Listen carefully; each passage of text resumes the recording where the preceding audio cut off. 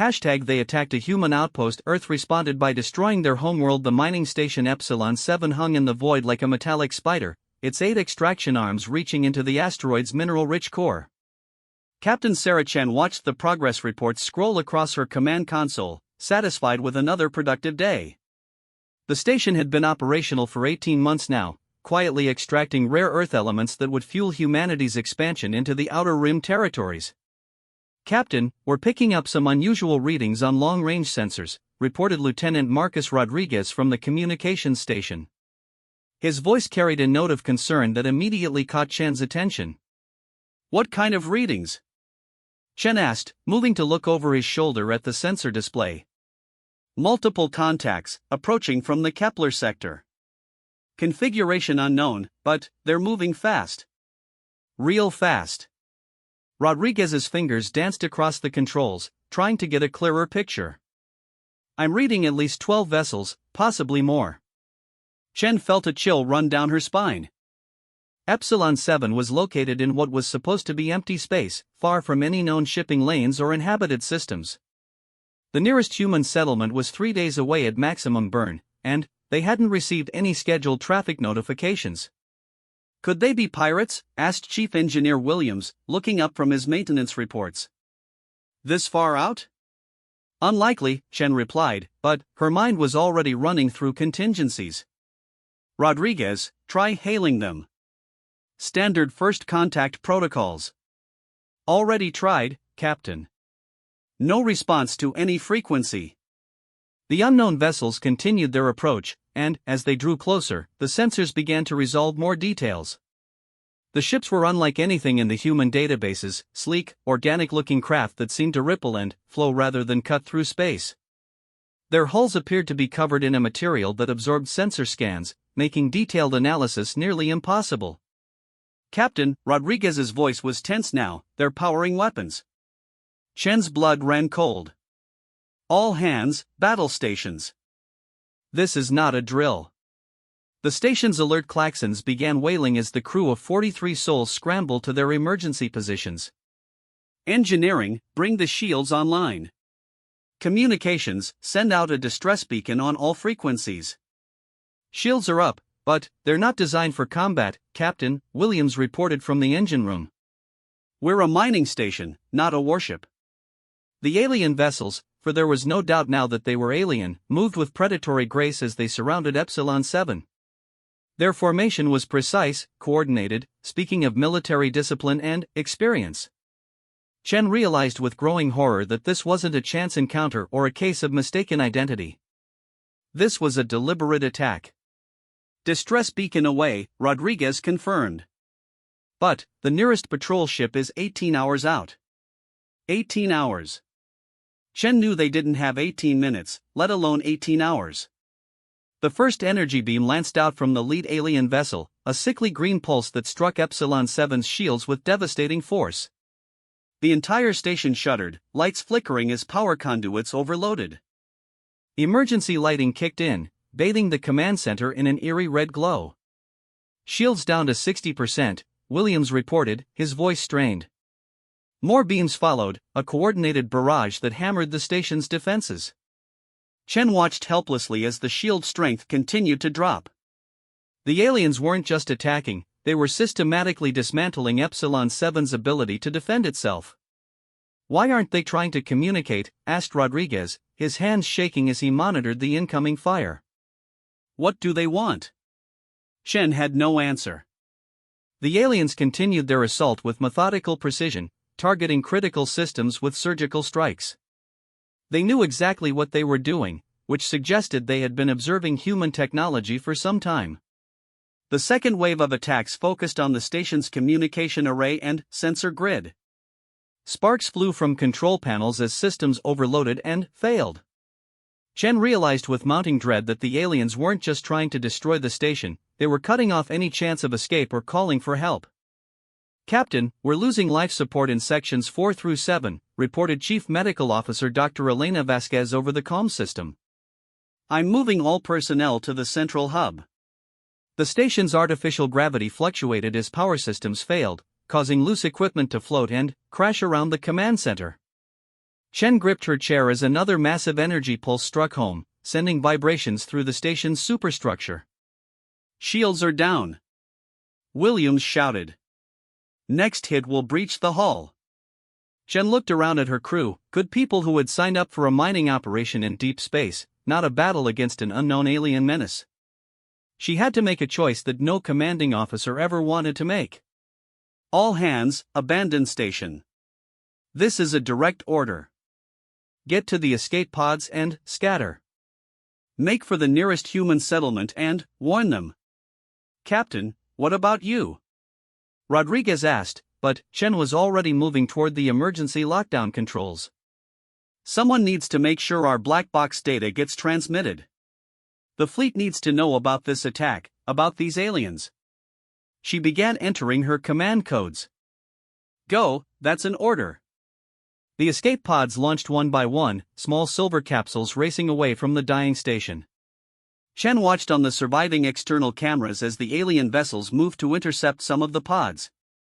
Her heart sank as she saw several pods explode under alien fire, her people, her responsibility, dying in the cold vacuum of space.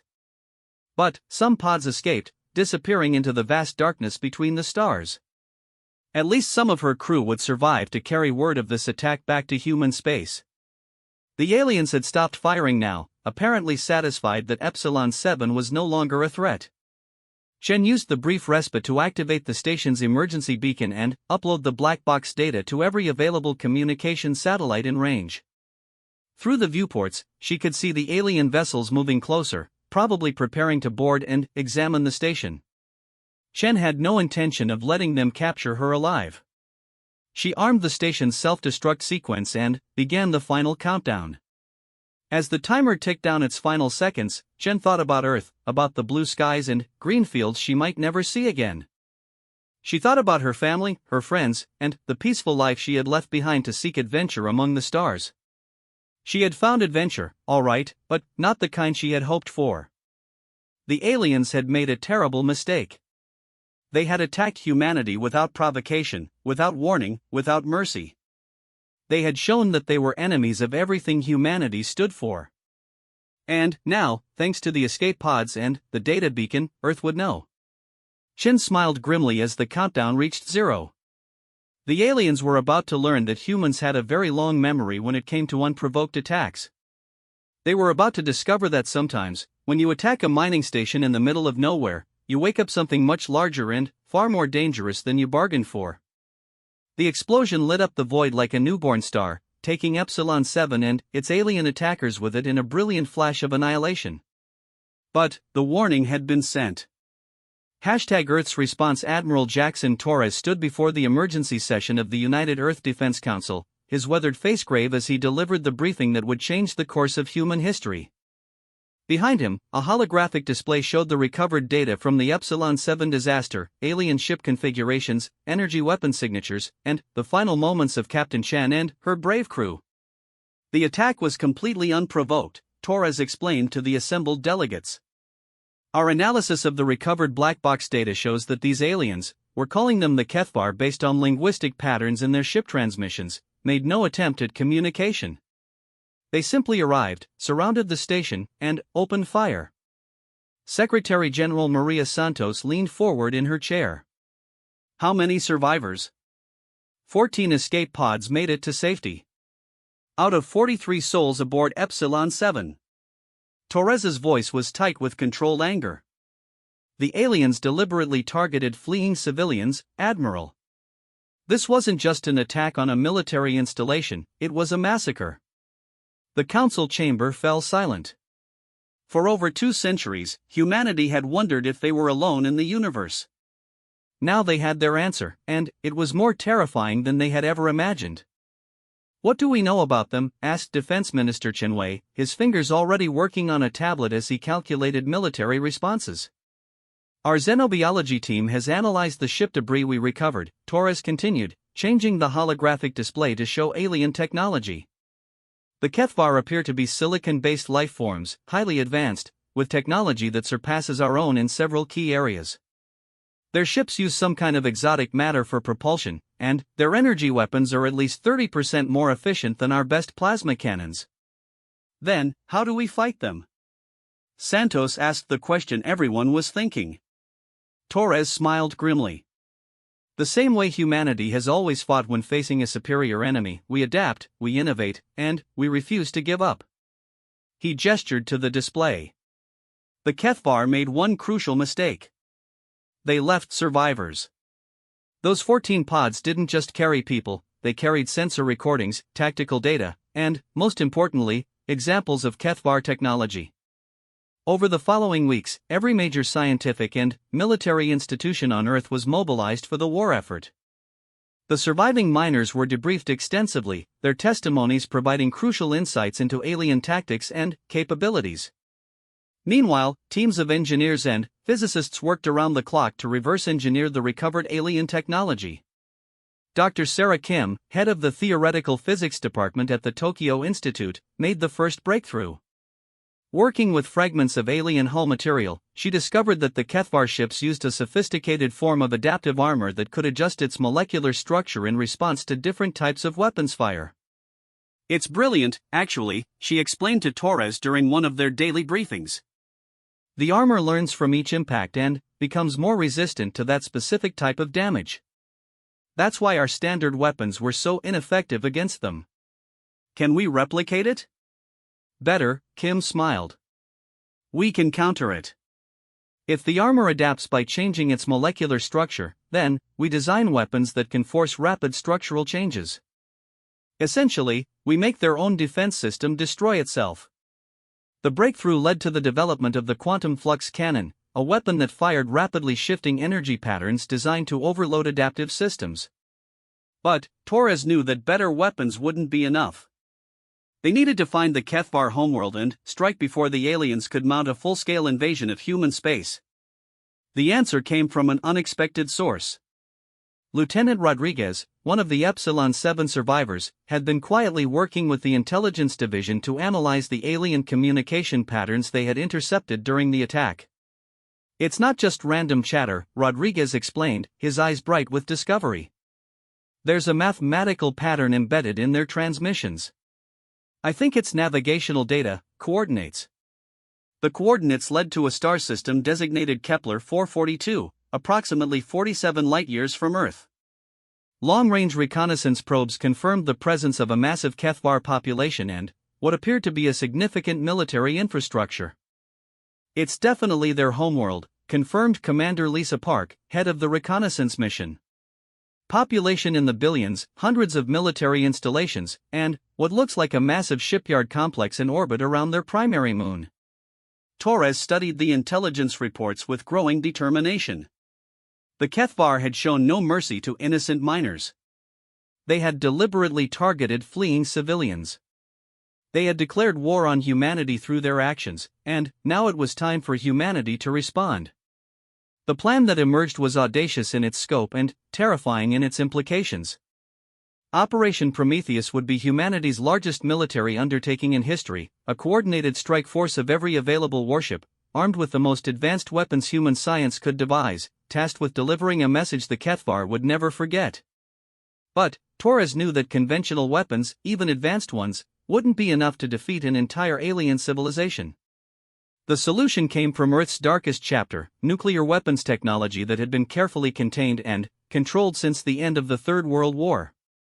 "We'll need to modify the warheads," explained Dr. James Morrison, the project's lead weapons designer. "Standard nuclear devices won't be effective against their adaptive technology. But if we can create a quantum-enhanced fusion reaction, something that releases energy across multiple dimensional frequencies simultaneously." "English, Dr. Torres requested. Morrison grinned. "We build bombs that explode in ways their technology can't adapt to fast enough. Big bombs." The construction of the strike force took 6 months of frantic preparation. Every shipyard in the solar system worked around the clock, retrofitting existing vessels and building new ones. The crown jewel of the fleet was the UES Retribution, a massive dreadnought bristling with quantum flux cannons and carrying enough modified nuclear warheads to sterilize a small moon. As the fleet prepared for departure, Torres received a message from one of the Epsilon 7 survivors, a recording made by the late Captain Chen moments before the station's destruction. To whoever receives this message, Shen's voice was calm despite the chaos visible in the background. Remember that we died defending innocent people trying to make a life among the stars. Whatever you do in response to this attack, make sure it's worthy of that sacrifice. Torres closed his eyes and made a silent promise to the captain's memory. The response would indeed be worthy of their sacrifice. The day of departure arrived under cloudy skies that seemed to mirror the somber mood of the occasion. Families gathered at spaceports across Earth to bid farewell to their loved ones, knowing that many might not return from this mission. But there was also determination in the air, a collective understanding that this was necessary, that humanity would not bow to alien aggression. Torres stood on the bridge of the Retribution as the massive fleet assembled in Earth's orbit. 300 ships of various classes, carrying the hopes and fury of an entire species. They had come far from the primitive cave dwellers who had once huddled around fires for protection. Now they were heading into the void to face an enemy among the stars, armed with weapons that could reshape matter itself. "All ships report ready, Admiral," came the report from his communications officer. Torres looked out at the blue marble of Earth one last time, thinking of the billions of people depending on them, then turned to face the endless night of space. "Fleet, this is Admiral Torres. Today we remind the universe that humanity does not go quietly into extinction. Today we show the HFY what happens when you attack innocent people. Today we teach them to fear the name of Earth." He paused, letting his words sink in. "All ships, engage hyperspace drives. Destination, Kepler 442. The stars blurred as 300 human warships disappeared into the void, carrying death toward an alien world that had made the mistake of thinking humans were weak. #The Reckoning. The human fleet dropped out of hyperspace at the edge of the Kepler 442 system like a swarm of metallic wasps, their arrival detected immediately by HFY sensor networks. Admiral Torres watched the tactical display as alien defensive fleets began to mobilize, but he could see the confusion in their movements. They had expected perhaps a small retaliatory force, a token response from the primitive species they had so easily slaughtered at Epsilon 7. They had not expected the full might of humanity's war machine. "Admiral, we're receiving multiple communication attempts from the planet's surface," reported Lieutenant Commander Zhang from the communications station. "They're trying every frequency we've ever used." "Let them talk," Torres replied coldly. "But we're not here to negotiate." The HFY Homeworld hung before them like a jewel of silicon and crystal, its surface a maze of geometric cities that gleamed in the light of their orange sun. Orbital platforms ringed the planet, some clearly defensive, others appearing to be massive industrial complexes. In the distance, Torres could see the shipyards that had likely built the vessels that attacked his people. "Sir, alien fleet is moving to intercept. I count approximately 400 vessels of various configurations." The tactical officer's voice was steady, professional. "They outnumber us, but our ships are larger on average." Torres had expected this. The HFY were defending their homeworld, of course they would throw everything they had at the attackers. But they didn't understand what they were facing. They didn't understand that the humans weren't here just to fight, they were here to end this threat permanently. "Fleet Order Alpha 7, Torres commanded. All ships advance in formation. Target priority, military installations, orbital platforms, and shipyards. Once those are eliminated, we proceed to Phase 2. The human fleet moved forward like an inexorable tide, their new quantum flux cannons charging for the coming battle. Torres had insisted on field testing the weapons during the journey, and the results had been spectacular. The adaptive alien armor that had proven so effective against human weapons at Epsilon 7 simply couldn't cope with the rapid frequency changes of the quantum weapons. The first contact occurred at extreme range, with both fleets exchanging long-range fire as they closed. The alien beams, still that same sickly green that had haunted the nightmares of the Epsilon 7 survivors, struck human shields and armor with devastating force. Several smaller human vessels were damaged or destroyed in the opening exchange. But, when the quantum flux cannons fired back, the effect was devastating. The alien adaptive armor tried to compensate for the incoming energy, but the rapidly shifting quantum frequencies caused cascading molecular failures. Entire alien vessels simply came apart at the seams as their own defensive systems tore them apart from within. Direct hit on alien cruiser Formation 7, reported the tactical officer. Complete structural failure across multiple vessels. They're breaking apart. Torres allowed himself a grim smile. Dr. Kim's breakthrough had worked perfectly. The aliens' greatest defensive advantage had become their greatest weakness. The battle raged for hours as the fleets closed to point-blank range. The Kethvar fought with desperate courage, throwing wave after wave of ships at the advancing human fleet. Their weapons were still dangerous, and human casualties mounted steadily. But the technological advantage provided by the quantum flux cannons was simply too great. "Admiral, alien planetary defense systems are coming online," Zhang reported. Massive energy cannons are emerging from the surface. Torres had expected this too. "All dreadnoughts, prepare quantum-enhanced nuclear warheads. Target the defense installations." The modified nuclear weapons had been the most controversial part of the plan. Many on Earth had argued that using weapons of mass destruction against an alien world was a step too far, that humanity risked becoming the very monsters they were fighting against. But Torres remembered Captain Chen's final message, remembered the deliberate targeting of fleeing civilians, and his resolve hardened. The Kethvar had chosen this path when they attacked innocent miners. The first nuclear warhead struck a planetary defense complex near the northern polar region. The explosion was unlike anything previously seen, a brilliant flash that seemed to tear reality itself, followed by an expanding sphere of annihilation that consumed everything in its path. The Kethvar defense cannon simply ceased to exist, along with several square kilometers of the surrounding area. More warheads followed, systematically eliminating the planet's defensive infrastructure. The orbital platforms that had dominated the system for centuries were reduced to expanding clouds of debris. The shipyards where countless alien vessels had been born became twisted metal graveyards drifting in the void. But Torres wasn't finished. Phase 2 of Operation Prometheus was about to begin. "Signal the fleet," he ordered. "Prepare planet-killer warheads. We're going to make sure the Kethvar never threaten human space again." The planet-killer warheads were humanity's ultimate weapon, nuclear devices so powerful they could crack the crust of a world and render it completely uninhabitable.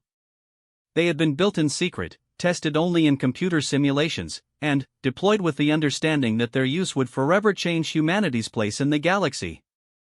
"Admiral," Zhang's voice was tight with emotion, "we're receiving a transmission from the planet's surface. It's a surrender offer." Torres looked at the tactical display, where the few remaining alien ships were withdrawing toward the outer system. The planet's defenses were gone, its orbital infrastructure destroyed, its military broken. By any reasonable measure, the Kethvar had been defeated. But Torres remembered the mining station Epsilon 7. He remembered Captain Chen's sacrifice.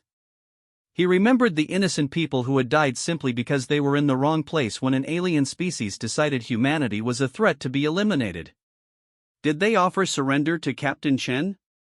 Torres asked quietly. Did they show mercy to the miners trying to escape in their pods? Zhang was silent. "Signal the Kethvar Homeworld," Torres commanded. "Tell them this is for Epsilon 7. Tell them this is what happens when you attack humanity without cause." The planet-killer warheads launched in sequence, their massive forms visible even at the fleet's extreme range. They fell toward the Kethvar homeworld like falling stars, each one carrying enough destructive force to end a civilization. The first impact occurred near what appeared to be the largest population center, a massive crystalline city that had likely housed millions of Kethvar citizens. The explosion was visible from space as a brilliant flash followed by expanding rings of destruction that raced across the planet's surface. More impacts followed, each one adding to the devastation. The planet's crust began to crack and buckle as unimaginable forces tore it apart from within. Massive volcanic eruptions began as the world's geological stability failed completely. Within hours, the Kethvar homeworld was a burning ruin, its atmosphere choked with ash and radiation, its surface scarred by the fury of human technology. Nothing could survive on that world now.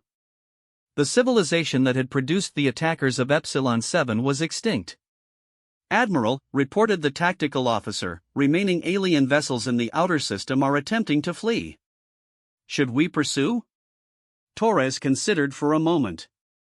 The surviving Kethvar ships numbered less than 50, scattered and broken, no longer a threat to anyone. Let them run. Let them spread word throughout the galaxy of what happened to those who attacked humanity without cause. Negative. Let them go. Torres turned to face his communications officer. Jean, prepare a message for transmission on all frequencies, targeted at any intelligent species within 50 light-years.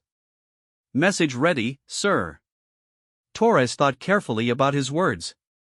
This message would define humanity's reputation among the stars for generations to come. It needed to be clear, unambiguous, and unforgettable. This is Admiral Jackson Torres of the United Earth Defense Fleet. The world you see burning before you once housed a species that called themselves the Kethvar. They chose to attack a peaceful human mining station without provocation, murdering 43 innocent people who sought only to make a life among the stars. He paused, looking out at the dying world. This is our response. This is what happens to those who mistake human compassion for weakness, who confuse our peaceful nature with pacifism. We did not seek this war, but we will finish any war brought to us. Another pause. To those species who would be our friends, who would trade and explore the cosmos in peace, know that humanity welcomes you with open hands and open hearts. But, to those who would prey upon the innocent, who would murder without cause, who would test our resolve, know that we will find you. We will reach across the void itself to bring justice to your doorstep. Torres gestured toward the tactical display, where the Kethvar homeworld continued its death spiral. Choose wisely which humanity you wish to meet among the stars. The message was transmitted on every known frequency, powerful enough to reach dozens of star systems. Within years, it would become known throughout this region of the galaxy as the Prometheus Declaration, a statement that forever changed how alien civilizations viewed the strange, peaceful, terrifyingly dangerous species that called themselves human. The journey home took weeks, but Torres spent the time well. He composed personal letters to the families of every person lost at Epsilon 7, making sure they knew their loved ones had not died in vain. He also began planning for humanity's future expansion into space, knowing that word of their actions would spread and that they would need to be prepared for whatever response it might provoke. When the fleet finally entered Earth's solar system, they found a hero's welcome waiting. But Torres felt no joy in their victory. They had done what was necessary, what justice demanded, but the weight of an entire world's destruction was not something any human had ever been meant to carry. As the Retribution docked at Luna Station, Torres received a final message, a recording from the defense AI of Epsilon 7, something that had been stored in a backup memory core and only recently discovered. It was Captain Chen's voice, recorded in her private log just hours before the attack. Personal log, Captain Sarah Chen. Today marks 18 months of successful operation for Epsilon 7. The crew continues to excel, and our mineral extraction is ahead of schedule. Sometimes I look out at the stars and wonder what other wonders are waiting out there for humanity to discover. I hope that when we finally meet other intelligent species, it will be under better circumstances than in the old science fiction stories. I hope we'll be able to learn from each other, to build something beautiful together among the stars. Torres closed his eyes and made another silent promise to the captain's memory. Humanity would indeed build something beautiful among the stars. But they would do it as themselves, as a species capable of both infinite compassion and terrible vengeance. The galaxy would learn to respect both sides of human nature. The Kethvar had learned too late. But their burning homeworld would serve as a reminder to any other species that might mistake humanity's peaceful nature for weakness. Earth had responded to an unprovoked attack in the only language the attackers understood. And the message had been delivered with devastating clarity.